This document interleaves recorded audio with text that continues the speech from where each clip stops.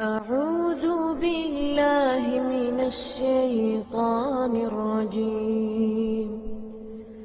بسم الله الرحمن الرحيم. ومن أحسن قولا ممن دعا إلى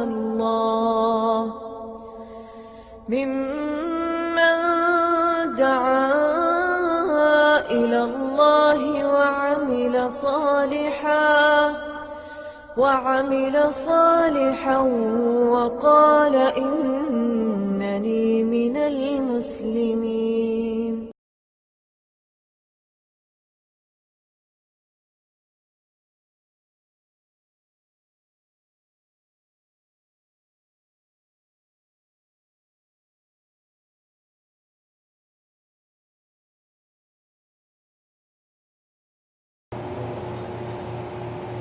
إن الحمد لله والصلاة والسلام على رسول الله وعلى آله وصحبه أجمعين ومن تبعهم بإحسان إلى يوم الدين.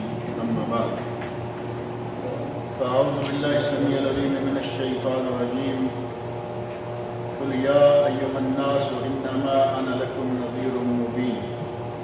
فالذين آمنوا وعملوا الصالحات لهم مغفرة ورزق كريم. والذين سعوا في آياتنا معاجزين أولئك أصحاب الجحيم. وما أرسلنا من قبلك من رسول ولا نبي إلا إذا تمنى ألقى الشيطان في أمنيته فينسخ الله ما يلقي الشيطان ثم يحكم الله آياته والله عليم حكيم.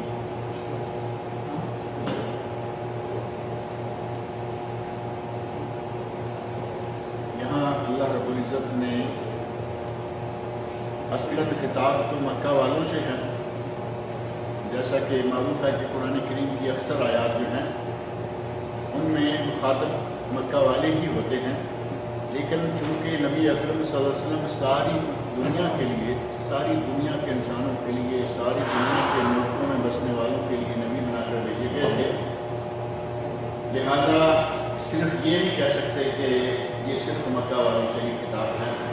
ڈائریکٹ خطاب مکہ والوں سے، لیکن انڈائریکٹلی اللہ رب العزت نے پوری دنیا کے انسانوں سے خطاب کرتے ہوئے فرمایا قل، اے میرے نبی کہہ دیجئے، یا ایھا الناس، اے لوگو. یہ خطاب نہ صرف اہل ایمان سے ہے نہ مسلمان سے.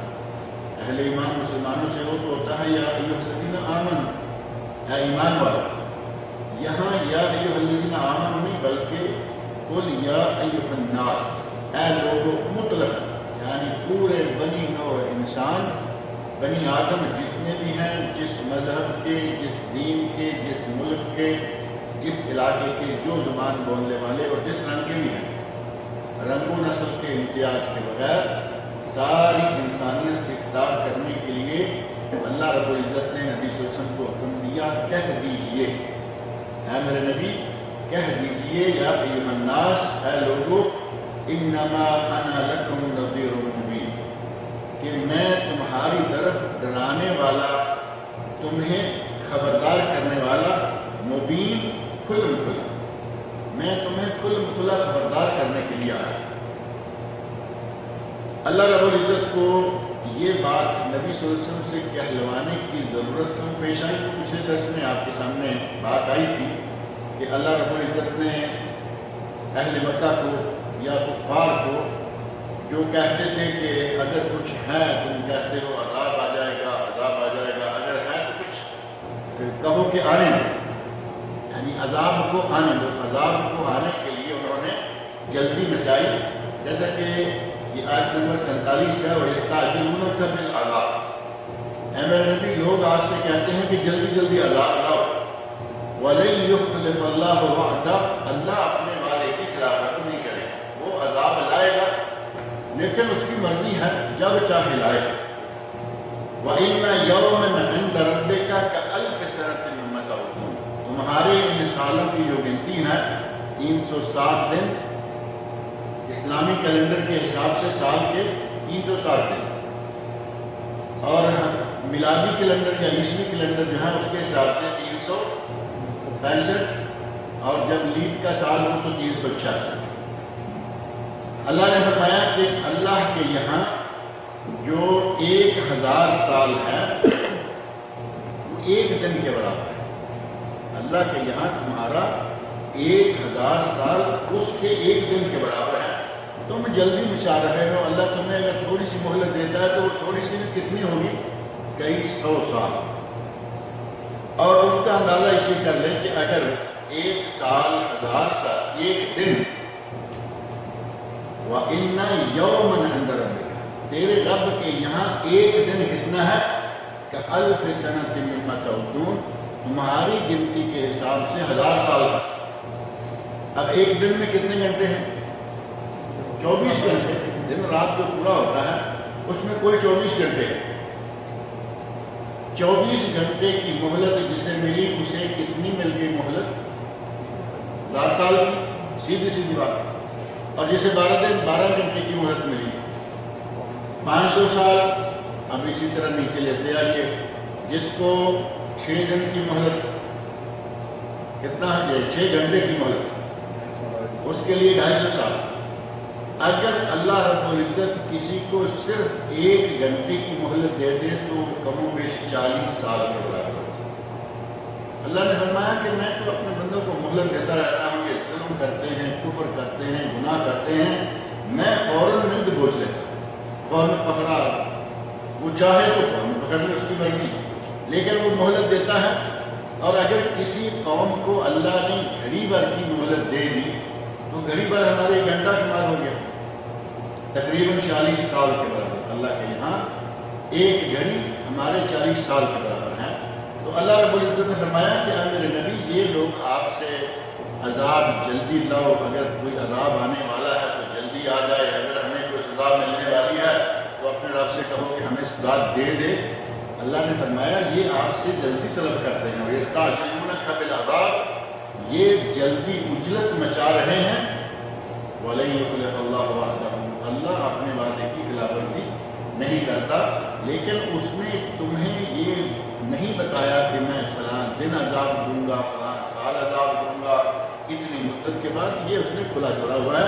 اس کی مرضی دنیا میں عذاب دے دے، دنیا میں پکڑ لے، اس کی مرضی کو آخرت کے لیے چھوڑ دے کہ دنیا میں آدمی ساری زندگی مزے سے ہی گزار لے۔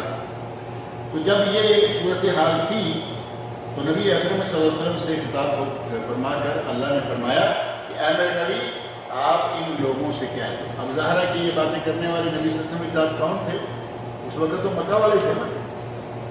آپ نے فرمایا کہ ان مکہ والوں سے کہہ دو، قل یا ایھا الناس، اے لوگو، یعنی مطلقاً جو مکہ کے رہنے والے لوگ ہیں ان سب سے خطاب کرتے ہوئے اللہ نے فرمایا کہ ان سے کہہ دو کہ میں تمہیں خبردار کرنے والا ہوں، میرا کام ہے تمہیں خبردار کرنا، اور خبردار کرنے کا اعلان کرانے کے لیے اللہ رب العزت نے نبی اکرم صلی اللہ علیہ وسلم نے فرمایا کہہ دو انما انا لکم نذیر مبین، میں تمہارے لیے واضح روشن اعلانیہ خبردار کرنے والا ہوں۔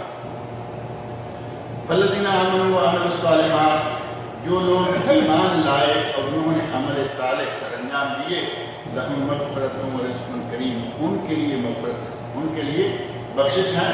ان کے لیے جو ایمان لائے اور انہوں نے عمل صالح کیا۔ یہ بات بار بار تقریباً ہر درس میں آ رہی ہے کہ صرف ایمان لانا کافی نہیں، ایمان لائے اور ساتھ ہی عمل صالح سر انجام۔ ایمان لیا لا الہ الا اللہ محمد رسول اللہ پڑھا تو ایمان تو ہو گیا۔ اب اگر نماز نہیں پڑھتا، روزہ نہیں رکھتا، زکوٰۃ نہیں دیتا، کوئی نیک عمل سر انجام نہیں دیتا، تو اس کا معنی یہ ہوا کہ اس نے ایمان تو قبول کر لیا لیکن عمل صالح سر انجام نہ دیا۔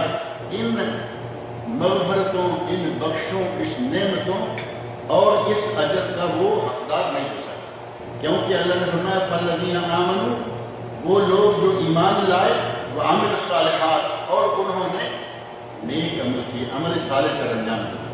اگر عمل صالح سر انجام دیے تو پھر اللہ رب العزت ان کے لیے اعلان کرتا ہے لہم مغفرۃ، ان کے لیے مغفرت ہے، بخشش ہے، ورزق کریم، اور ان کے لیے پاکیزہ رزق ہے۔ اگر ایمان لائیں عمل صالح سر انجام دیں تو وہ حقدار ہیں بخشش کے بھی اور رزق کریم، اچھا پاکیزہ رزق بھی، اور اگر یہ نہیں ہے تو پھر اللہ رب العزت کی اپنی مرضی، وہ دیتا ہے مسلمانوں کو، دیتا ہے کافروں کو، حتیٰ کہ جو لوگ اس کے مقابلے میں اٹھ کے کھڑے ہو گئے اس نے ان سے بھی رزق بند نہیں کیا۔ ابھی فرعون ہے، تفصیلی واقعہ آپ کے سامنے موجود ہے کہ اپنے آپ کو رب کہلواتا ہے، انا ربکم الاعلی، میں تمہارا اعلیٰ رب ہوں۔ اللہ نے اسے بھی دیا، بادشاہی دیے رکھی، یہ نہیں کہ بیمار پڑا ہے، فقر میں ہے، غربت میں ہے، بادشاہ۔ اللہ نے رسی کھلے چھوڑی رکھی، اور جب اللہ کا عذاب آ گیا، جب اس کا وقت آ گیا تو سمندر میں غرق کر کے کام تمام کر دیا۔ نمرود ہے ساری عمر وہ طرح طرح کے نعرے لگاتا رہا، ابراہیم علیہ السلام کو آگ میں پھینکا، مسلمانوں کو تکلیفیں دیتا رہا، اور جب اللہ رب العزت پکڑنے پایا تو مچھر کا چھوٹا سا دانہ اس کے ناک کے ذریعے دماغ میں پہنچایا۔ جو باقی کا وقت ہے وہ جوتے کھاتے مر گیا، جوتے کھاتے گزر گیا، اور بلاخر وہ مر گیا۔ پکڑنے پہ آئے پکڑ لے، اور چھوڑنے پہ آئے تو اس نمرود کے بارے میں ملتا ہے کہ اس کو کبھی ساری عمر سر درد بھی نہیں ہوا۔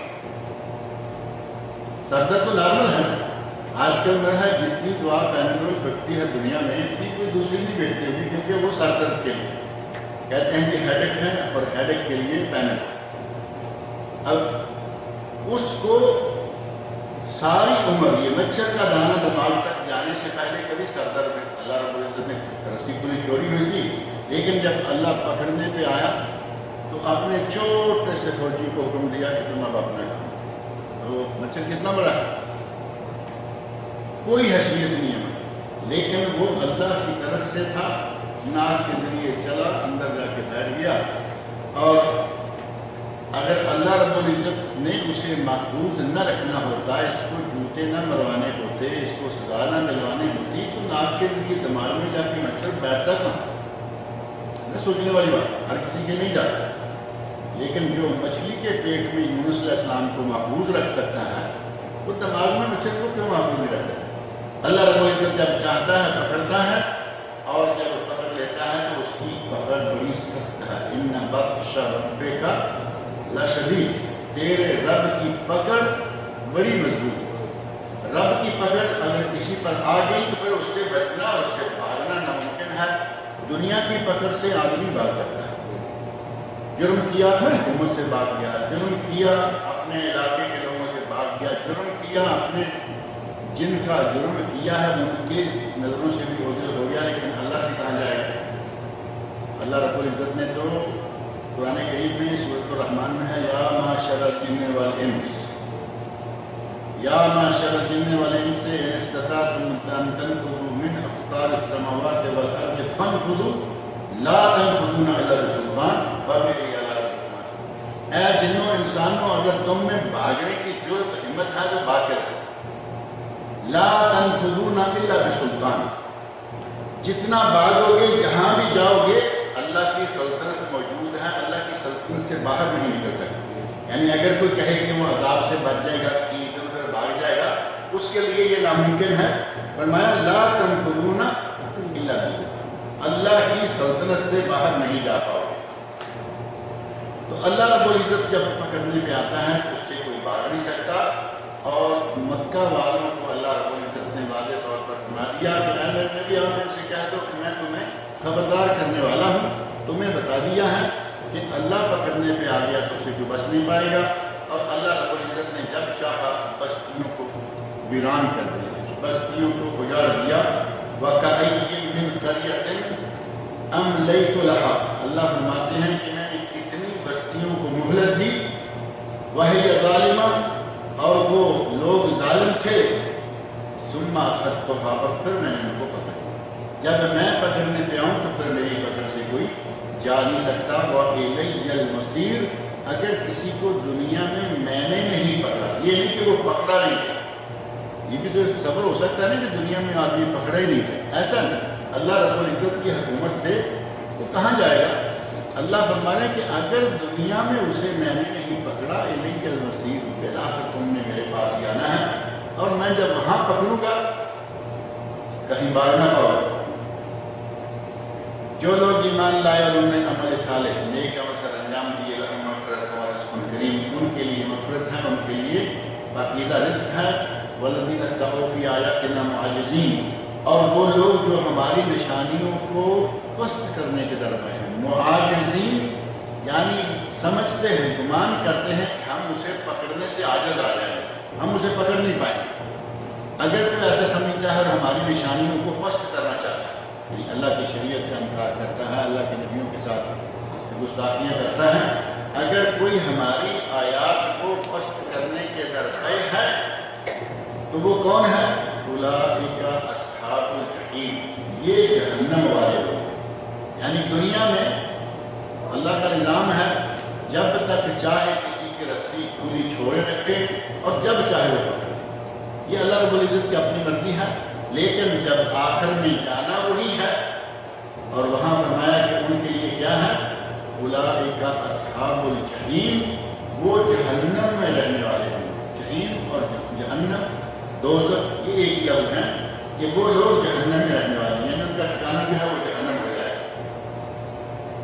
وما ارسلنا من قبلک من رسول ولا نبی الا اذا تمنى القى الشیطان فی امنیتہ۔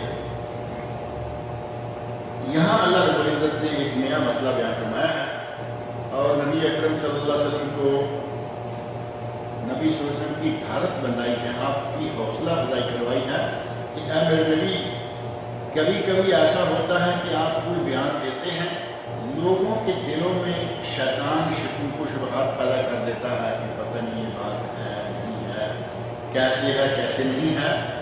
اور کبھی ایسا ہے کہ تم قرآن پڑھنا چاہتے ہو، تم قرآن کریم کی تلاوت کرنا چاہتے ہو، اور تمہارے دل میں کوئی نہ کوئی لفظ ایسا ڈال دیتا ہے تلاوت کے دوران کہ یہ لفظ بھی یہاں فٹ ہو جائے۔ اللہ رب العزت فرما رہے ہیں کہ اے میرے نبی، گھبرانا نہیں، یہ کوئی صرف تمہارے ساتھ نہیں ہو رہا، بلکہ جتنے نبی اور جتنے بھی رسول گزرے ہیں ان سب کے ساتھ یہ واقعہ ہوتا رہا، لیکن ہم نے کبھی اس کو کامیاب نہیں ہونے دیا۔ وما ارسلنا من قبلک، اور نہیں ہم نے بھیجا آپ سے پہلے، من رسول، کسی رسول کو، ولا نبی، اور نہ کسی نبی کو۔ یعنی نبی ہے یا رسول ہے، نبی رسول دونوں کا فرق تو معلوم ہے نا، کوئی دونوں اللہ رب العزت کی طرف سے ایک اعلیٰ منصب پر فائز ہے۔ نبی سے رسول کا ایک درجہ بلند ہے، نبی سے رسول کا ایک درجہ بلند ہے۔ 1,24,000 انبیاء ہیں، ان میں سے 313 یا 314 رسول ہیں، اس کا مطلب ہوا کہ تھوڑا فرق ہے۔ اور 313-14 رسولوں میں سے 5 رسول وہ ہیں جن کو اللہ نے اولو العزم من الرسول قرار دیا کہ وہ اولو العزم ہیں، یعنی ان 1350 رسولوں میں سے بھی اعلیٰ درجے کے رسول، اور وہ مشہور ہیں۔ 5 رسول کون کون سے ہیں یاد ہے یا نہیں؟ حضرت ابراہیم خلیل علیہ السلام، موسیٰ علیہ السلام، عیسیٰ علیہ السلام، ان سے پہلے نوح علیہ السلام، اور حضرت محمد رسول اللہ صلی اللہ علیہ وسلم۔ یہ 5 پہلے نوح، کیونکہ وہ حضرت عیسیٰ موسیٰ خلیل علیہ السلام سے پہلے کے ہیں۔ نوح علیہ السلام، ابراہیم علیہ السلام، موسیٰ علیہ السلام، عیسیٰ علیہ السلام، اور حضرت محمد رسول اللہ صلی اللہ علیہ وسلم، یہ ہیں اولو العزم من الرسل۔ نبی بھی اللہ رب العزت کا ایک خاص منصب دار ہے، رسول کو ایک درجہ زیادہ اللہ رب العزت نے دیا۔ تو فرمایا کہ ہم نے آپ سے پہلے کوئی رسول اور کوئی نبی، ہم سارے لوگ ہیں، 1,24,000 یا کم و بیش 24,000 سارے بھی اس میں شامل ہو گئے۔ اللہ رب العزت فرما رہے ہیں کہ اے میرے نبی، ہم نے کوئی نبی اور کوئی رسول ایسا نہیں بھیجا الا سوائے اس کے اذا تمنا، کہ جب وہ کوئی خواہش کرتا تھا یا جب وہ کوئی تلاوت کرتا تھا، کچھ پڑھنا چاہتا تھا، تو کیا ہوتا؟ القى الشیطان فی امنیتہ، شیطان اس کی تمنا، اس کی آرزو میں کچھ ملا دیتا۔ یا دوسرا معنی ایک اس کا اذا تمنا کا معنی جب وہ کوئی خواہش کرتا، تمنا تو لفظ چھوڑنا اردو میں، تمنا کرنا کہ میری تمنا ہے، میری خواہش ہے۔ ایک یہ کہ جب نبی کوئی خواہش کرتا، رسول کوئی خواہش کرتا، اللہ اس کی خواہش میں کچھ ملاوٹ کر دیتا۔ نبی رسول کی خواہش کیا ہو سکتی ہے؟ دولت و مال تو کبھی کبھی کسی نبی نے نہیں چاہا، دنیا کی عزت جاہ اور منصب کبھی کسی نبی نے طلب نہیں کیا، اور اگر سامنے پیش آیا تو یوسف علیہ السلام نے کہا تھا اجعلنی علی خزائن الارض، عزیز مصر سے کہا کہ مجھے خزانوں کا امین بنا دو، تو خزانوں کا امین بنایا گیا حضرت موسیٰ علیہ السلام کو، لیکن وہ خاص ایک اللہ نے ان کو خاص مقام دیا تھا، ورنہ کسی نبی نے، ہمارے نبی صلی اللہ علیہ وسلم کو اللہ نے فرمایا کہ بادشاہ بننا ہے یا بندہ، بادشاہ رسول بننا ہے یا بندہ رسول بننا ہے، تو فرمایا بندہ رسول، مجھے بادشاہی کی کوئی غرض نہیں۔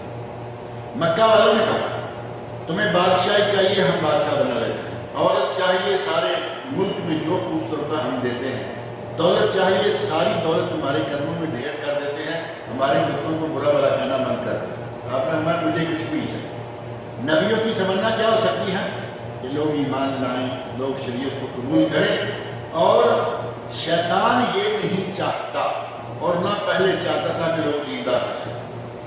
اللہ نے فرمایا کہ میرے نبی جب کوئی رسول یا نبی کوئی تمنا کرتے، یہ خواہش کرتے کہ لوگ ایمان لے آئے، شیطان کوئی نہ کوئی شیطانی کرتا لوگوں کو واپس۔ دیکھیں کتنے لوگ ہیں مسلمان ہو کر مرتد ہو جاتے رہے۔ زکوٰۃ کا معاملہ آیا، حضرت عثمان غنی کے زمانے میں زکوٰۃ سے مرتد ہو گئے کئی لوگ۔ اسی طرح کئی ایسے مواقع آئے کہ ہم ہیں، صحابہ میں بھی یہ معاملہ ہوا، اور باقاعدہ مرتدوں کے ساتھ، مانعین زکوٰۃ کے ساتھ جنگ کی گئی، جہاد کیا گیا۔ تو نبی چاہتا ہے کہ لوگ ایمان لائیں، اور شیطان چاہتا ہے کہ لوگ اس میں نہ آئیں۔ فرمایا کہ شیطان اپنی کوشش کرتا ہے لوگوں کے دلوں میں ایمان لانے کے بجائے شر پیدا کر دیتا ہے، شکوک و شبہات پیدا کر دیتا ہے، اور آگے اللہ رب العزت ارشاد فرماتے ہیں کہ یہ نہیں کہ شیطان کامیاب ہو جائے۔ وَيَنْسَخُ اللَّهُ مَا يُلْقِي الشَّيْطَانُ، جو شیطان نبی کے دل میں ڈالتا ہے یا سامنے والوں کے دلوں میں شکوک و شبہات پیدا کرتا ہے، یا نبی جو تلاوت کرنا چاہتا ہے اس میں کوئی لفظ ڈالتا ہے، اللہ رب العزت شیطان کے ڈالے ہوئے کو منسوخ کر دیتا ہے، نکال دیتا ہے، اور ثُمَّ يُحْكِمُ اللَّهُ آيَاتِهِ، پھر اللہ اپنی آیات کو مضبوط کر دیتا ہے، ثابت کر دیتا ہے۔ جو کوئی غلط چیز شیطان شامل کرنا چاہتا ہے اللہ اس کو نکلوا دیتا ہے، اور صرف جو اللہ کی آیات ہیں، اکیلی آیات ہی ہیں جو کہ پکی ہو جاتی ہیں، پکی رہ جاتی ہیں، شریعت کی شکل اختیار کر جاتی ہیں۔ فرمایا کہ نبی آپ گھبرائیے نہیں، اگر کبھی اس طرح کا خیال آپ کے سامنے کے لوگوں میں اس طرح کے شکوک و شبہات نظر آئے، آپ کی زبان میں کبھی کوئی لڑکھڑاہٹ آنے لگے کوئی لفظ نکالنے کے لیے، تو اصل اور صحیح شریعت محفوظ رہے گی، شیطان کی کوئی کارروائی ہم کامیاب نہیں ہونے دیں گے۔ ایک واقعہ تفسیر کی کتابوں میں بڑا مشہور و معروف طریقے سے بیان کیا گیا ہے، اور وہ ہے الغرانیق القلیٰ، سورۃ النجم کے حوالے سے ہے وہ، کہ وہاں کچھ کلمات تھے الثالثۃ الکبریٰ، اللہ والعزیٰ والمنات، سورۃ النجم میں ان کا ذکر ہے، اور وہاں شیطان نے ایک روایت ہے، اور یہ روایت بھی سچی نہیں ہے، یہ بھی موضوع اور منفرد کہانی ہے، اس لیے اس کو بیان کرنے کی بھی کوشش نہیں کی جاتی ہے۔ عموماً لوگ کہتے ہیں کہ اس کو چھوڑ دو، جس کا سر پیر نہیں اس کا فائدہ نہیں۔ بہرحال الغرانیق القلیٰ کے حوالے سے جو حدیث ہے وہ ضعیف ہے، اس میں کہا گیا کہ شیطان نے نبی صلی اللہ علیہ وسلم کی زبان سے بھی الفاظ نکلوا دیے، یہ غلط ہے۔ اللہ فرما رہا ہے کہ ہم کوئی بات ایسی نکلنے نہیں دیتے، ثابت نہیں ہونے دیتے، اور ویسے بھی سند کے اعتبار سے وہ روایت نہ قابل اعتبار ہے نہ قابل عمل ہے۔ فرمایا فَيَنْسَخُ اللَّهُ مَا يُلْقِي الشَّيْطَانُ، شیطان جو القاء کرتا ہے نیتوں میں، تمناؤں میں اور زبان پر، اللہ اسے منسوخ کر دیتا ہے۔ ثُمَّ يُحْكِمُ اللَّهُ آيَاتِهِ، پھر اللہ اپنی باتوں کو پکا کر دیتا ہے، جو آیات اس کی اپنی ہیں ان کو پکا کر دیتا ہے۔ وَاللَّهُ عَلِيمٌ حَكِيمٌ، اور اللہ بہت ہی علم والا اور بہت ہی حکمتوں والا ہے۔ تھوڑا سا اس کا حصہ باقی ہے، انشاءاللہ اس کو پھر قدر تفصیل کے ساتھ اگلے درس میں ذکر کریں گے۔ اللہ رب العزت مجھے اور آپ سب لوگوں کو قرآن کریم پڑھنے، سننے، سمجھنے اور اس کے احکام پر عمل کرنے کی توفیق عطا فرمائے۔ إن الحمد لله والصلاة والسلام على رسول الله وعلى آله وصحبه أجمعين ومن تبعهم بإحسان إلى يوم الدين أما بعد فأعوذ بالله السميع العليم من الشيطان الرجيم ومن أظلم ممن ذكر بآيات ربه ثم أعرض عنها إنا من المجرمين منتقمون.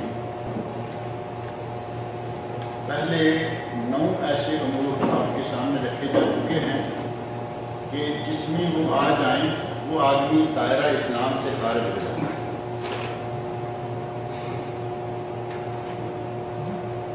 اور یقیناً وہ 9 کے 9 آپ کو یاد ہوں گے. ایک ایک کر کے تقریباً ہر درس کے شروع میں وہ ذکر کر دیتا ہوں. پہلا یہ کہ اسلام کی جتنی منافی چیزیں ہیں جو اللہ رب العزت کی عبادت ہے خالص اللہ رب العزت کے لیے ہو، اس میں شرک کرے تو یہ شرک کرنا آدمی کو اسلام سے خارج کر دیتا ہے. اور دوسری چیز یہ ہے کہ جو اللہ کے اور اپنے درمیان واسطے بنائے کہ اللہ ہماری نہیں سنتا، کہتے ہیں کہ وہ صرف ان کی سنتا ہے، اور کہتے ہیں کہ ہماری سنتا نہیں اور ان کی رد نہیں کرتا، بلکہ کہتے ہیں ساری سنتا نہیں انہوں نے موڑتا ہے، ہماری سنتا نہیں ان کی کا رد نہیں کرتا. اگر کوئی ایسا نظریہ لے کے بیٹھ جائے تو وہ بھی کافرانہ نظریہ ہے، اور جو کافروں کو مشرکوں کو کافر نہ سمجھے وہ بھی کافر. آپ کو یاد ہوگا کہ میں نے کہا کہ ہماری جماعتوں میں سے ایک جماعت ہے وہ رواداری کے نام سے کہتے ہیں کہ کافر کو کافر نہ کرو، جو کافر کو کافر نہ سمجھے وہ خود کافر ہو جائے. لہذا رواداری کی ہر طرح کوئی حد ہوتی ہے، حدود کے اندر رہتے ہوئے. جب اللہ کہتا ہے قل یا ایھا الکافرون، اے کافرو، نبی سے کہا تم کہہ دو اے کافرو، ہم کہیں گے تو ہمارے لیے کیا جرم ہے، کافر ہے تو کافر ہے.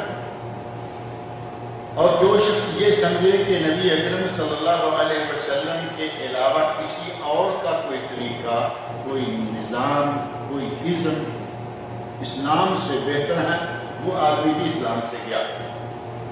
اور جو کوئی نبی صلی اللہ علیہ وسلم کی لائی ہوئی شریعت میں سے کسی چیز کو ناپسند کرے، کوئی بھی بات ہے، کہے کہ یہ داڑھی کیا ہے، مسلمانوں کو یہ داڑھی کا کیوں ہے نا. ایک بات آدمی کوئی بھی چیز ایک لے لیتا ہے کہ یہ نہیں چاہیے، یہ نہیں ہونا چاہیے. عورتوں کے اور مردوں کے حقوق میں فرق ہے. عورتیں شور مچا دیتی ہیں کبھی کبھی، تو یہ شور ہوا پاکستان میں ایک مرتبہ باقاعدہ جلوس نکالا گیا، کہا گیا کہ یہ ہمارا مردوں کی نسبت ہماری وراثت آدھی کیوں ہے، ہمارا بلڈ منی آدھا کیوں ہے، بلڈ منی آدھی کیوں ہے، وراثت آدھی کیوں ہے، یہ آدھا کیوں. کہا اگر ایسا ہے تو ہم پھر نمازیں بھی آدھی پڑھیں گے. یہ عورتوں نے باقاعدہ شور مچایا، لاہور کے بڑے بازار میں جلوس نکالا. اور یہ جاہل قسم کی ان پڑھ وہ عورتیں ہیں جن کا اسلام سے کوئی ناطہ نہیں ہوتا، جن کو بیگمات کہا جاتا ہے نا، بڑے لوگوں کی جاہل بیگمات، پیسے کے زور پہ بک بک کرتی رہی اور اسلام کے احکام پر الزام دیتی رہی. ایک بدبخت اور تاج بھی موجود ہے پاکستان میں، خاص طور پر عورتوں کے لیے انتہائی گندا کردار ادا کرتی رہتی ہے. اسلام کی جہاں کوئی معاملہ آیا وہ کھڑی ہو گئی، اس کو آگے سے دیکھیں پیچھے سے دیکھیں وہ عورت لگتی نہیں. عجیب شکل ہے اس کی، اللہ نے دنیا میں اس کو لعنت میں رکھا ہوا ہے. اور وہ پاکستان کی بدقسمتی دیکھیں کہ سپریم کورٹ کی سب سے اعلیٰ افسر بھی وہ رہ چکی ہے. کچھ عرصہ پہلے سپریم کورٹ، پاکستان کی سپریم کورٹ کی چیف وہ تھی، لیکن جہاں مسلمانوں کا کوئی معاملہ آیا عورت کے بارے میں خاص طور پر فوراً کھڑی ہوئی اور لوگوں کو بدلانا شروع کر دیا. اگر کوئی آدمی اسلام کے کسی ایک حکم کے بارے میں یہ سوچے کہ یہ ٹھیک نہیں، وہ دائرہ اسلام سے خارج ہو جائے. لیکن ہمارے یہاں جو اسلام ہے وہ رجسٹریشن کے حساب سے ہوتا ہے. ہم رجسٹرڈ مسلمان، ہمارا نام لکھا ہوا ہے ہمارے شناختی کارڈ میں کہ یہ مسلمان ہے. بس وہ نہ نکلنے والا ہے، نہ حکومت نکالنے والی ہے، نہ ہم اسلام سے نکلیں گے. ورنہ ایسے لوگ مسلمان بھی رہتے جو نبی صلی اللہ علیہ وسلم کی لائی ہوئی چیز میں سے کسی چیز کو بھی ناپسند کرے. اور جس نے نبی صلی اللہ علیہ وسلم کے لائے ہوئے دین اور اس میں سے کسی امر کا خاص طور پر جزا اور سزا کا، اگر کوئی یہ سمجھے کہ بس یہ مرنا ہے اور ختم تو کافروں والا نظریہ ہو گیا. جو جزا سزا کا مذاق اڑائے، یہ نہیں کہتا کہ انکار کر دیا ہے، مذاق اڑاتا ہے. وہ آدمی بھی مسلمان نہیں رہے گا۔ اور ساتویں چیز ہے جادو، جادو کرنے والا بھی کافر ہے، مشہور ہے۔ اور آٹھویں چیز ہے جو مسلمانوں کے خلاف مشرکوں کا تعاون کرتا ہے۔ مسلمانوں اور مشرکوں کی جنگ لگی ہوئی ہے دو ملکوں کی مثال کے طور پر، اور ایک آدمی کافر ملک کی، مشرک ملک کی مدد کرتا ہے مسلمانوں کے خلاف، وہ آدمی خود بھی مسلمان نہیں رہے گا۔ اور نویں چیز یہ ہے کہ جس نے یہ عقیدہ رکھا کہ کچھ مخصوص افراد ایسے ہیں جنہیں شریعت کے احکام کی پابندی کی اب کوئی ضرورت نہیں رہی۔ درس میں یہ بات کچھ تفصیل سے آئی تھی نا، کہتے ہیں کہ ان کی اب نماز ہو چکی ہے، ان کی اب یہ بھی ہو چکا ہے، اور وہ کہتے ہیں کہ ان کو اب یقین آ چکا ہے۔ قرآن کریم میں اللہ رب العزت نے فرمایا وَاعْبُدْ رَبَّكَ حَتَّى يَأْتِيَكَ الْيَقِينُ، اپنے رب کی عبادت کرو تب تک جب تک کہ تمہیں موت نہ آ جائے۔ ساری دنیا کے معتبر مفسرین نے یقین کا معنی موت کیا، اور کچھ صوفیوں نے اور جاہل قسم کے پیروں نے اور ملاؤں نے اس کا معنی یقین ہی رکھا اور کہا کہ نہیں، اس کا معنی یہ ہے کہ جب تمہیں یقین آ جائے کہ تم نے اتنی عبادت کر دی ہے جتنی کافی ہے تو بس اس کے لیے معاملہ ختم ہو۔ تو کہتے ہیں کہ یہ ہماری سرکار کو یقین آ چکا، سرکار بدبخت نہ نماز پڑھتا ہے، نہ روزے رکھتا ہے، نہ کچھ دینی احکام سر انجام دیتا ہے، اور کہتے ہیں اس کو یقین آ چکا ہے۔ تو جو آدمی یہ سمجھے، اس کو تو یقین آ چکا، وہ تو نکل گیا اسلام سے۔ جو آدمی یہ سمجھے کہ یہ واقعی ایسا ہے، اب اس پر شریعت کے احکام لاگو نہیں ہونے چاہیے، وہ آدمی بھی مسلمان نہیں رہے گا۔ اور اس کی دلیل یہ آیت ہے جو میں نے آپ کے سامنے شروع میں پڑھی ہے، وَمَنْ أَظْلَمُ مِمَّنْ ذُكِّرَ بِآيَاتِ رَبِّهِ، جس آدمی کو اللہ رب العزت کی آیات کے ساتھ نصیحت کی گئی، ثُمَّ أَعْرَضَ عَنْهَا، پھر اس نے اعراض کیا، منہ پھیر لیا ان آیات سے۔ اللہ فرما رہے ہیں وَمَنْ أَظْلَمُ، اس سے بڑا ظالم کون ہے؟ اسے آیات کے ساتھ نصیحت کی گئی اور اس نے اعراض کیا، یعنی دین کی شریعت کی باتوں سے اعراض کرے تو وہ مسلمان نہیں۔ اِنَّا مِنَ الْمُجْرِمِينَ مُنْتَقِمُونَ، ہم مجرموں سے انتقام لیں گے۔ جس سے اللہ انتقام لے وہ مسلمان ہوگا۔ اللہ تو مسلمانوں سے انتقام لے، وہ رحیم ہے، کریم ہے۔ تو جو آدمی اس طرح کا ہے کہ وہ دین سے اعراض کرتا ہے، اب دیکھیں گے کہ کچھ لوگ ہیں دین زیادہ نہیں آتا، نماز آتی ہے، نماز پڑھے، کسی نے بتایا کہ بھئی یہ کرنا چاہیے، اسے نہیں معلوم کرنا چاہیے نہیں، وہ بیچارہ کر گزرتا ہے۔ میں سمجھتا ہوں کہ ایسے لوگ انشاءاللہ اللہ کے یہاں معذور شمار ہوں گے کہ اس کو تو پتہ ہی نہیں تھا۔ ان ملاؤں نے اپنے کھانے پینے کے شکل، جیسے یہ 11ویں ہے، بے شمار لوگ ہیں کہ جو سمجھتے ہیں کہ یہ تو واقعی کوئی بڑی عبادت ہے، 11 تاریخ کو نظر نیاز کرنا، یہ وہ کرنا عبادت ہے، اس کو ملا نے ایسا رکھا ہوا ہے، اور وہ بیچارہ اتنا ذہن نہیں رکھتا کہ وہ بڑی دور پار کی یہاں پر سیدھا سا آدمی ہے، روٹی کماتا کھاتا ہے، مولوی نے کہا یہ کرو وہ بھی کرتا ہے۔ ایسا آدمی انشاءاللہ اللہ کے یہاں بری ہو جائے گا، اور مولوی کو اس کے حصے کی سزا ملے گی جس نے اسے الٹا لگایا۔ الدال علی الخیر کفیٰ علیہ، اگر کوئی کسی کو خیر کی طرف دعوت کرتا ہے تو اس کو عمل کا ثواب ملے گا، اور جو آدمی برائی کی طرف کسی کی ہدایت یا رہنمائی کرتا ہے تو اس کو اس کی برائی کا بھی۔ مولوی صاحب انشاءاللہ لٹکائے ہوئے ہوں گے، اور کس طرح کے بیچارے سیدھے سادے لوگ ہیں وہ نکل جائیں گے۔ لیکن سیدھے سادے کا معنی یہ نہیں ہے کہ ہم سارے ہی اپنے آپ کو سیدھا کر رہے ہیں، ہم سارے سیدھے سادے نہیں ہیں، ہم میں بڑے بے چقاب ہیں۔ دنیا بھر کی باتیں، راستے میں ہمارے شہید بھائی کہہ رہے تھے کہ ساری دنیا کی باتیں جانتے ہیں، مسئلے کی بات آ جائے، عمل کی بات آ جائے تو کہیں گے مولوی صاحب جانتے ہیں۔ ساری دنیا کی باتیں خود جانتے ہیں، کیا کرنا ہے کیا نہیں کرنا، کیسے کمانا کہاں سے کمانا، جیسے دین کی بات آئی مولوی صاحب جانتے ہیں، یہ ہمیں تو پتہ ہے۔ یہ کون سیکھے گا؟ یہ بھی ہمارا فرض ہے کہ دین سیکھیں اور اس پر عمل کریں۔ اگر کوئی آدمی اتنی صلاحیت نہیں رکھتا، ہم اللہ سے دعا کرتے ہیں کہ اللہ اسے معاف کر دے، لیکن اگر کسی میں کوئی صلاحیت نہیں، دنیا بھر کے سارے جوخم جانتا ہو، اور دین کی باری آ جائے تو کہے کہ ہم سیدھے سادے، آپ دیکھیں گے کئی لوگوں کو اتنی مہارت شیطان نے اتنا ان کو اس طرف دماغ دیا ہوا ہے، دنیا بھر کا گانا زبانی یاد ہے، دنیا بھر کے گانے گاتے، اور صرف گانا نہیں، کچھ لوگوں کا تو اتنا علم گہرا ہے کہ آپ اس کو گانے کا بول سنا دیں، وہ آپ کو بتائے گا کہ یہ کس سن میں فلم چلی، اس میں ہیرو کون تھا، ہیروئن کون تھی، یہ گانا کس پر، اتنا دماغ ہے اسے کہیں کہ یہ دعا یاد کر لو، رب العزت نے تو کہتا ہے میری زبان پہ نہیں بیٹھتی، یہ میری زبان پہ نہیں بیٹھتی، اس طرح کا سیدھا نہیں۔ اگر واقعی کوئی سیدھا ہے، اسے پتہ ہی نہیں کیا ہے دین اور کیا نہیں، اللہ تعالیٰ اس کے ساتھ اچھا معاملہ کرے، لیکن جان بوجھ کر جو سیدھا بنے گا اس کے ساتھ نہیں، اس کو دین سیکھنا ہوگا، اللہ کے دین سے اعراض کرے، اور وہ بھی اس طرح کہ آدمی نہ دین کو سیکھے اور نہ اس پر عمل کرے، یعنی سیکھنے کا چانس ہے، موقع ہے، سیکھ سکتا ہے، نہیں سیکھ رہا اور عمل ہی نہیں کر رہا، جب ہم سیکھتا ہی نہیں تو عمل کیا کرے گا، نہ عمل کرے نہ سیکھنے کی نیت رکھے، وہ آدمی مسلمان ہی رہے، جان بوجھ کر اعراض کرے اور یہ سمجھے کہ اگر میں نے سیکھ لیا تو مجھے پھر اس پہ چلنا پڑے گا، عمل کرنا پڑے گا، اگر میں نے سیکھ لیا تو مجھے یہ ہو جائے گا، اور وہ سیکھتا ہی نہ عمل کرتا ہے، ایسا آدمی مسلمان نہیں ہے، وہ صرف مسلمانوں کے رجسٹرڈ میں رجسٹرڈ ضرور ہے، لکھا ہوا ہے، بلدیہ میں اس کا نام لکھا ہوا ہے کہ یہ فلاں مسلمان کے گھر میں پیدا ہوا، اب پتہ نہیں کہ وہ فلاں بھی مسلمان ہے یا نہیں، یہ بھی تو پتہ نہیں نا کہ اس کے اوپر بھی کوئی مسلمانوں کی لائن، صرف رجسٹریشن چلتی آ رہی ہے کہ یہ مسلمانوں کے یہاں پیدا ہوتے آ رہے ہیں اور یہ مسلمان ہیں۔ یہ 10 کے 10 امور ایسے ہیں کہ جن 10 امور کی وجہ سے یا ان پر عمل کرنے کی وجہ سے آدمی اسلام سے خارج ہو جاتا ہے۔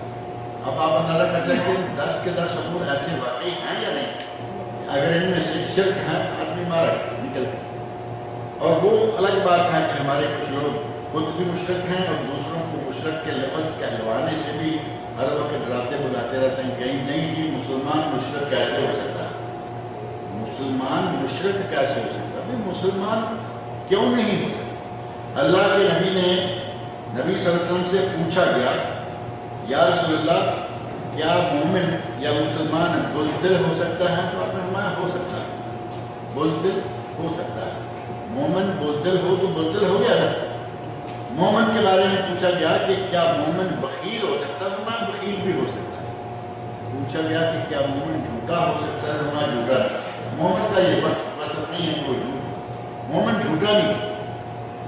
کسی حدیث میں قرآن کی کسی آیت میں ایسا نہیں ہوگا کہ مومن یا مسلمان مشرک نہیں ہو سکتا۔ قرآن بار بار کہہ رہا ہے کہ جس نے یہ کیا اس نے شرک کیا، جس نے یہ کیا اس نے شرک کیا۔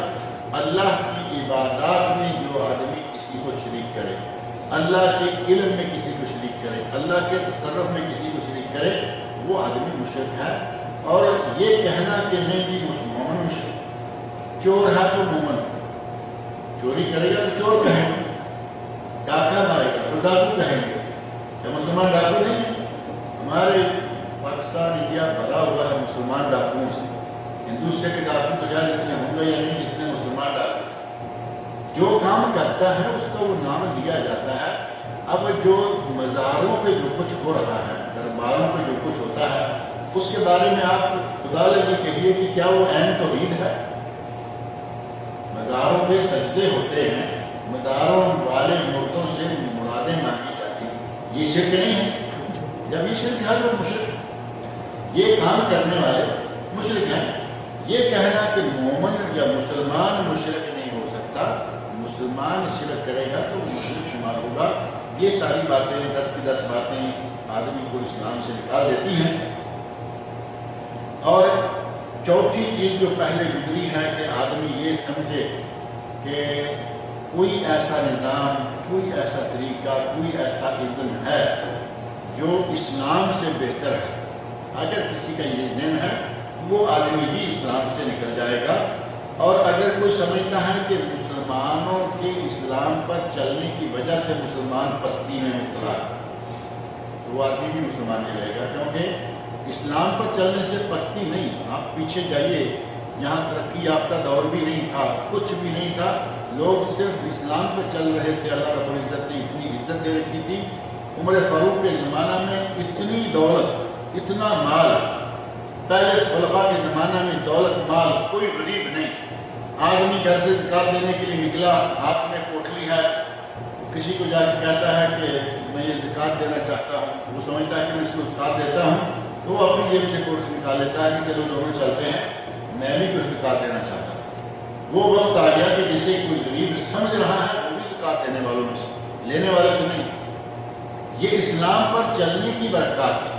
عمر فاروق کا وہ جملہ بڑا مشہور ہے نا کہ اگر نیل کے کنارے پر کتا بھی بھوکا بن گیا تو قیامت کے دن عمر سے پوچھا جائے گا. اتنی دولت، اتنا مال اللہ نے اتنا نوازا تھا صرف اسلام کی وجہ. آج اگر کوئی کہے کہ اسلام پر چلنے کے نتیجہ میں مسلمان جو ہیں وہ پسماندہ ہیں، ایسا آدمی مسلمان سے اسلام سے نکل جائے گا. اسی طرح کے اور کئی معاملات ہیں. اگر کوئی کہتا ہے کہ چور کا ہاتھ کاٹنا، شادی شدہ کو سنسار کرنا اور اس طرح کی جو سزائیں ہیں، میں نے پہلے بھی یہ بات ذکر کی تھی کہ اگر کوئی یہ سمجھتا ہے کہ اسلامی حدود و تعزیرات کے سزائیں جو ہیں یہ ظالمانہ سزائیں ہیں، اور یہ باقاعدہ کہا گیا پاکستان میں، کہا گیا کہ یہ ہاتھ کاٹنا کیا دنیا کو ٹنڈا کر دو گے. سنسار کے بارے میں کہا گیا کہ تم یہ ظالمانہ، بلکہ کہا گیا یہ وحشیانہ نظام، اور باللہ کہا گیا یہ وحشیانہ، یہ جانوروں والا نظام. وحشی تو جانور ہے، ہاں یہ وحشیانہ نظام. جو آدمی اسلام کے بارے میں اتنی بد زبانی کرے وہ بد وقت مسلمان کیسے رہ سکتا ہے؟ لیکن نام ہم نے لکھ رکھا ہے مسلمانوں کے رجسٹر سے، اسے تو کوئی نکال نہیں سکتا. ہمارا رجسٹریشن ہی مسلمانوں کے حوالے سے ہوا ہے. اسی طرح کی اور چیزیں ہیں، زناکاری، شراب نوشی، سود خوری اور دوسرے نظامات وغیرہ ہیں. اگر کوئی ان کو جائز قرار دے، آج کل کچھ لوگ ہیں وہ کہتے ہیں یہ زمانے کے حالات، زمانے کے حساب سے ان میں اتنا لمبا نہیں کرنا، اس میں یہ نہیں کرنا. وہ کئی لوگ ایسے ہیں کہ اپنی اولاد میں اس بدکاری کو برا نہیں سمجھتے. اپنی اولاد یہ بدکاریاں کر رہے ہیں تو ہنستے ہوئے کہا جوانی میں ہو جاتا ہے. بدبخت تو تم تو جوانی میں کرتے رہے ہو گے، اب اپنی اولاد کو بھی اسی طرح بدکار کرنا چاہتے. جوانی میں ہو جاتا ہے، جوانی میں کوئی بات. جوانی کو اتنا بے مہار نہ ہونے دیں. والدین کو قیامت کے دن پوچھا جائے گا، آخرت میں اللہ تعالیٰ پوچھے گا کہ تم نے اپنی اولاد کی تربیت کیا کی. اب اگر ہم اتنی نظامی بیڑی چھوڑیں گے کہ جوانی میں ہو جاتا ہے تو وہ تو پہلے سے تیار بیٹھا ہے شیطان کے ہاتھ میں کہ ٹھیک ہے اب ابا حضور بھی ہمارے ساتھ ہیں، اب ہمیں کوئی خطرہ نہیں. اس طرح کے جتنے بھی امور ہیں ان سے اللہ رب العزت مجھے اور آپ سب کو بچائے. خاص طور پر وہ امور جو کہ انسان کو اسلام سے ہی نکال دیتے ہیں وہ بڑے خطرناک ہیں. یہ 10 چیزیں اللہ تعالیٰ ہمیں اس سے محفوظ رکھے. اللہ تعالیٰ ہمارے عقیدے کی اصلاح فرمائے. جہاں کہیں کوئی جھول ہے، کمی بیشی ہے، اللہ تعالیٰ وہ جھول اور کمی بیشی نکالے اور ہمیں پکا سچا موحد مسلمان بنائے. اب یہ کتاب تو آج پوری ہو گئی الحمدللہ. اب ایک ہفتہ اگلا میرا خیال ہے آپ کو ریویژن کرنے کے لیے چھوڑا جائے کہ آپ اس کا مطالعہ ذرا کر لیں، دوہرا لیں. پھر آپ جب کہیں گے اتنے میں مولانا بھی آ جائیں گے تو پھر اس میں سے چھوٹا سا ایک ہلکا پھلکا ٹیسٹ لے لیں. کیا خیال ہے؟ ٹیسٹ کے نام سے کچھ لوگ اڑائے نظر آتے ہیں، کچھ ہنستے نظر آتے ہیں. کوئی ایسا مسئلہ نہیں ہے، ٹیسٹ لینے میں کوئی مشکل نہیں ہے ان شاء اللہ تعالیٰ. اور لگے ہاتھ میں یہ بھی طے کر لیں کہ آئندہ اس کی جگہ ہم کون سی کتاب شروع کریں. آپ کی کوئی رائے ہے کہ وہ دوسری کتاب جو ابھی یہ تھی اصلاح عقیدہ یا صحیح عقیدہ اور عقیدہ کے منافی امور، شیخ ابن باز رحمۃ اللہ علیہ. اب قرآن کریم کی تفسیر گزارے کے مسلسل چل رہی ہیں، ساتھ میں ایک چھوٹی کتاب کوئی بھی اگر آپ چاہیں تو ایک مشورہ ہی ہے کہ کوئی حدیث کی کتاب ساتھ شروع کر دی جائے. درس قرآن اور اصول حدیث بڑا اچھا موضوع ہے لیکن وہ مولویوں والا موضوع ہے، اس کو عام آدمی کا سمجھنا بھی مشکل ہے اور عام آدمی اس سے فائدہ بھی نہیں اٹھا سکتا. یعنی جب آدمی ہائی لیول پہ ہو جائے گا، علمی معلومات ہائی لیول پہ چل جائیں، اس وقت وہ یقیناً بہت اچھی بات ہے اصول تفسیر اور اصول حدیث. لیکن آغاز میں ہمیں ضرورت ہے نماز کیسے پڑھنی ہے، روزہ کیسے رکھنا ہے، عقیدہ کیا ہے، بنیادی چیزیں ہیں اللہ تعالیٰ وہ وقت لائے گا انشاءاللہ سورہ تفسیر میں حدیث بھی پڑھیں گے، لیکن اس کے لیے میرا خیال ہے تھوڑا پہلے بیس بن جانی چاہیے، بیس بن جائے گی انشاءاللہ وہ بھی شروع کریں۔ البتہ چھوٹی چھوٹی حدیث کی کتابوں میں سے کئی کتابیں ہیں، مثال کے طور پر ایک عمدۃ الاحکام کے نام سے کتاب ہے، چھوٹی سی ہے وہ بھی، اور اس میں احکام کی آیات، احکام کی احادیث، اور ایک بلوغ المرام ہے، یہ ذرا موٹی ہے لیکن بلوغ المرام بہت اچھی کتاب ہے، بنیادی کتاب ہے۔ حافظ ابن حجر اسقلانی رحمۃ اللہ علیہ جنہوں نے فتح الباری لکھی، بخاری شریف کی شرح فتح الباری، انہوں نے یہ کتاب لکھی بلوغ المرام۔ فتح الباری جو کتاب ہے جس کے بارے میں کہا گیا کہ یہ انسائکلوپیڈیا آف سنت ہے، سنت کا انسائکلوپیڈیا، یعنی کوئی مسئلہ ایسا ہے تلاش کرنا چاہیں آپ کو وہاں سے مل جائے۔ اور انہوں نے جب اس پورے علم کے سمندر میں غوطہ زنی کی تو تب ایک چھوٹی سی کتاب عام لوگوں کے لیے لکھی، وہ چھوٹی سی کتاب جو ہے اس میں غالباً 1600 کے قریب حدیثیں ہیں، وہ ہے جو احکام ہیں جو ہمارے روزمرہ کے ہیں، اور اتنی بہترین کتاب ہے کہ ایک وقت میں نے کسی پڑھے لکھے ساتھی انجینئر کو اس کا ایک نسخہ دیا، میں نے کہا کہ آپ لوگ مصروف لوگ ہوتے ہیں بہت زیادہ اور بڑی بڑی کتابیں پڑھنا آپ کے پاس میں نہیں ہوتا، یہ کتاب ہے، یہ پڑھ لیا کریں۔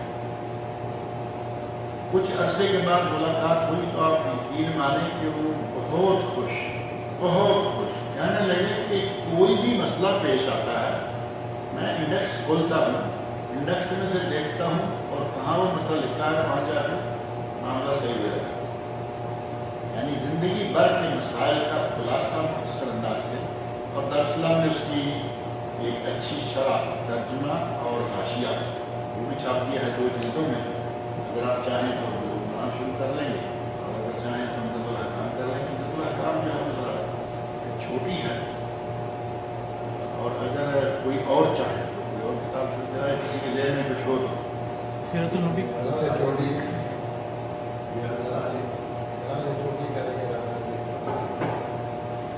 بلوغ المرام ریاض الصالحین تو کافی بڑی ہے وہ بھی، لیکن ریاض الصالحین جو ہے وہ ریاضت والی ہے، ترغیب دلانے والی، ہمارے پاس قرآن کریم بھی ہے، اس میں مسائل کم ہیں، زیادہ تر ترغیبی امور ہیں۔ ان کتابوں میں سے میرے خیال میں بہترین کتاب ہے بلوغ المرام، مسائل والی، کہ اس میں نماز پڑھنے کا طریقہ، روزے کے احکام، مسائل، ساری چیزیں یہ آتی ہیں۔ تو انشاءاللہ اگلے درس سے بلوغ المرام جو ہے اس کو شروع کر لیں۔ 2-3 حدیث